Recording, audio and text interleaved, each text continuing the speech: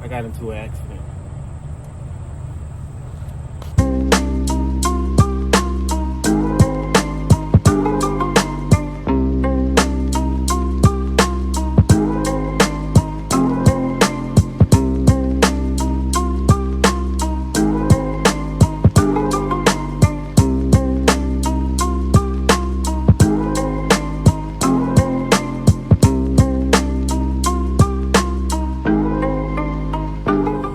What is good, y'all, man? It's your boy One Rock Kim Trucking back with another video. I know a little different, y'all. I dyed my hair some more, but we ain't gonna go into context like that. I got into an accident.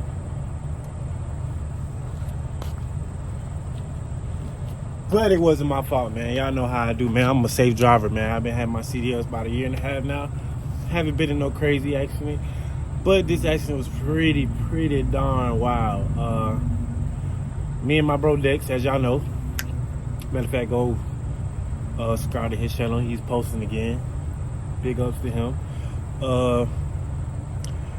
Me and him picking up this load. It's actually a high value load, guys. If you don't know, a high value load is just, it is what it is. Like high value loads, a high value load. So the rules behind those loads, you have to just basically drive straight there. You cannot get out the truck for more than 3 hours.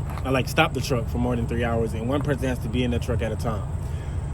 But past all that, I'm driving, and I'm on I-90. I-90 is on the top of the country. It's the top of the toppest highway, going from east to west. We're going to Washington. We picked up this load in Ohio, and it's my turn to drive. I just had started driving. This is actually my very first time on I-90, y'all. Like, dead freaking serious. First time on I-90. And when I woke up to get ready to drive, I started driving. I'm like, wow, there's barely any cars on this highway. Like, it's so much space. Like, you don't have to worry about all the cars passing you, traffic, all that and all this.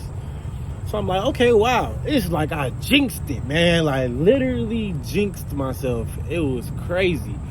So I'm driving, y'all. I'm just driving straight down. I'm actually listening to my Falcons play. I'm on Atlanta Falcons team. I'm listening to them play, and I'm just, just doing the driving. And I notice a car behind me, and they're trying to pass me. I'm like, okay, the left lane's yours.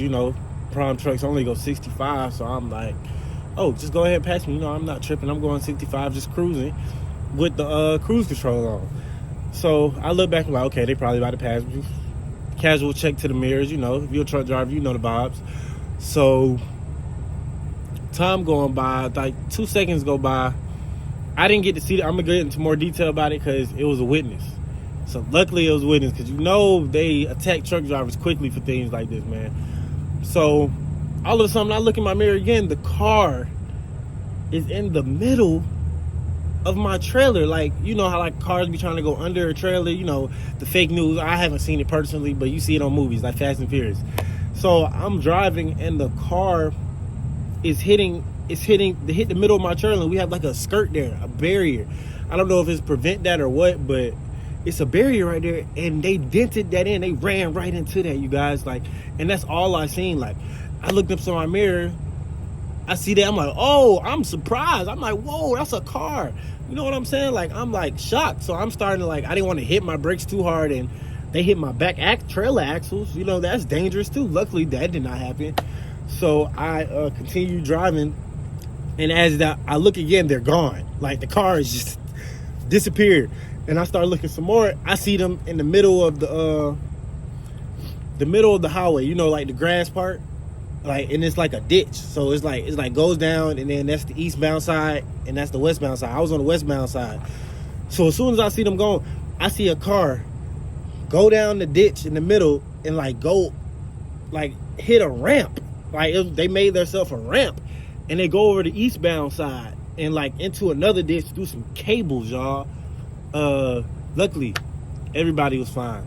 That's what I was told by the officers. I never got to see the two ladies that were in the other car, but thank God they're fine. Nothing critical happened. Me and Dex, we're fine.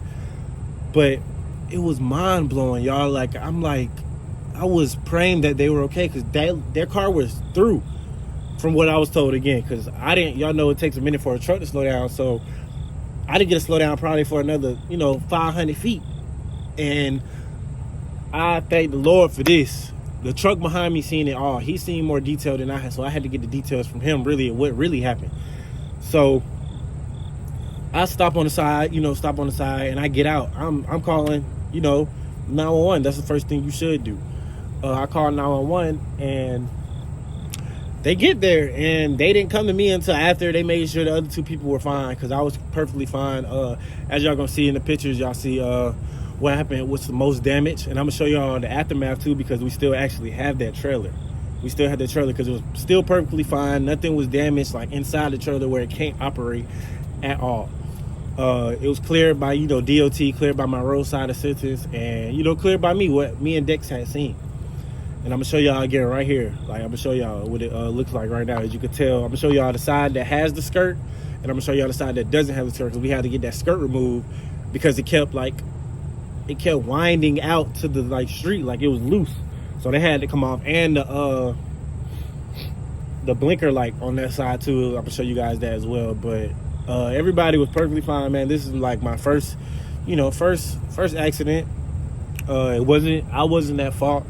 From what I was told, you know what I'm saying? Like, I was just driving, cruising down, doing my due diligence, you know what I'm saying? Just working. And luckily, like I said, a cool guy named Mike pulled up behind us, him and his wife, and he gave a statement, which was very good. He told me that the two, whoever was the driver, pushed all the way to they tried to correct themselves. They was on the left side of the left lane, all up in the grass, and when they tried to correct themselves, they must have went too far to the right and they hit my trailer. That's what I was told. But yeah, I had a cool officer talk to me, gave my statement, gave my license. We also had to do an inspection, a level 3 inspection. That's logs, all the, if you know what a level 3 inspection is. We passed that, so we got an extra $100 for doing that. No damage to the tractor itself. Guys, I just had to tell you guys the story. I feel like it was a good story to get back into YouTube. But yeah, you guys, show you guys the pictures. Now I'm finna show you guys I'm gonna show you guys the trailer, the side that actually has a skirt, and then the side that doesn't. Here we go.